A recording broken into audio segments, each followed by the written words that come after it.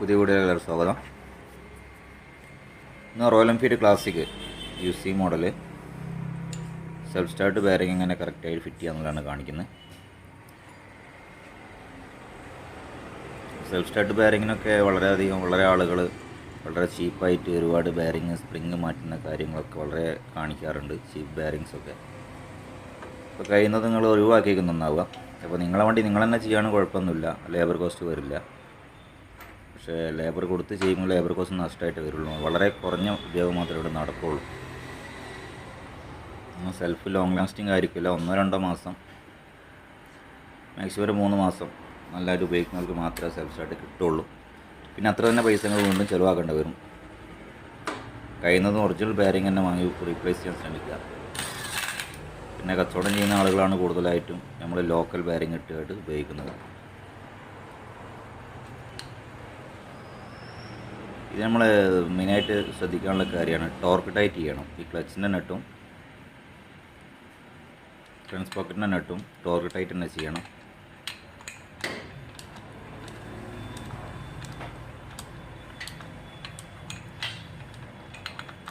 എന്നാൽ correct company recommend ചെയ്യുന്ന torque ഉണ്ട് ഓരോ നെട്ടിനും.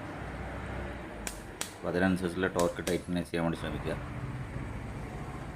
ഇത് വല്ലാതെ ഊരിപ്പോർന്ന് ലൂസാവുന്ന ക്ലച്ചിൻ്റെ സൗണ്ട് വരുന്ന കംപ്ലൈൻറ്റ് സ്ഥിരമായിട്ട് കാണാറുണ്ട്. അതുകൊണ്ട് ടോർക്ക് ചെയ്ത് കഴിഞ്ഞാൽ നമുക്ക് ആ ഒരു കാര്യത്തിൽ ഡൗട്ട് വേണ്ട, പ്രോപ്പർ ടൈറ്റ് ആയിട്ട് ഉണ്ടാവുള്ളൂ. ബെയറിങ്സ് ലോക്കൽ 300 രൂപ മുതൽ സ്റ്റാർട്ടിങ് 200-250 രൂപയൊക്കെ സെൽഫ് സ്റ്റാർട്ടിങ് ബെയറിങ് കിട്ടാറുണ്ട്. നിങ്ങൾ സ്ഥിരമായിട്ട് സെൽഫ് ഉപയോഗിക്കുന്ന ലോങ് ടൈം ഉപയോഗിക്കുന്ന ആളാണെങ്കിൽ ആ ഒരു ബെയറിങ് ഒരിക്കലും ഉപയോഗിക്കരുത്. നിങ്ങൾക്ക് ലേബർ കോസ്റ്റ് നഷ്ടപ്പെടുമെന്ന് മാത്രമല്ല, വീണ്ടും അത്ര തന്നെ പൈസ മുടക്കിയാൽ നിങ്ങൾക്ക് ആ ഒരു കമ്പനി തീർക്കാൻ പറ്റുള്ളൂ. ഒറിജിനൽ ബെയറിങ് മാത്രം ഉപയോഗിക്കാൻ ശ്രമിക്കുക.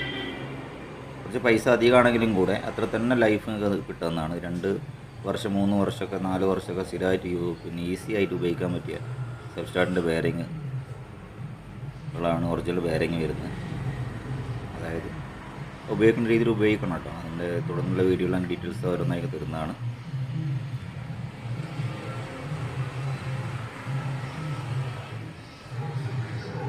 ഒരുപാട് വീഡിയോകൾ കാണുന്നുണ്ടാവും. ഞാനൊരു 20 years ആയിട്ട് ഈ ഫീൽഡിലാണ്. അതുകൊണ്ട് നമ്മൾ പറയുന്നതൊക്കെ ആധികാരികമായിട്ടുള്ള കാര്യങ്ങളാണ് പറയുന്നത്, നമ്മുടെ എക്സ്പീരിയൻസ് ആണ് പറയുന്നത്.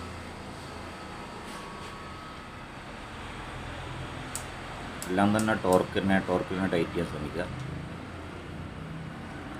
ഇട്ട് സ്ലിപ്പാവുക, അയക്കുന്ന സമയത്ത് സ്ലിപ്പാവുക, പ്രോപ്പറായി ടൈറ്റ് ആവാതിരിക്കുക, ഓയിൽ ലീക്ക് വരിക, ഇതിനൊക്കെ പ്രൊട്ടക്റ്റ് ചെയ്യാൻ വേണ്ടിയിട്ടാണ് ഓരോ ബോൾട്ടും എല്ലാ ബോൾട്ടുകളും കറക്റ്റ് ഈക്വലായി ടൈറ്റ് ചെയ്യുക.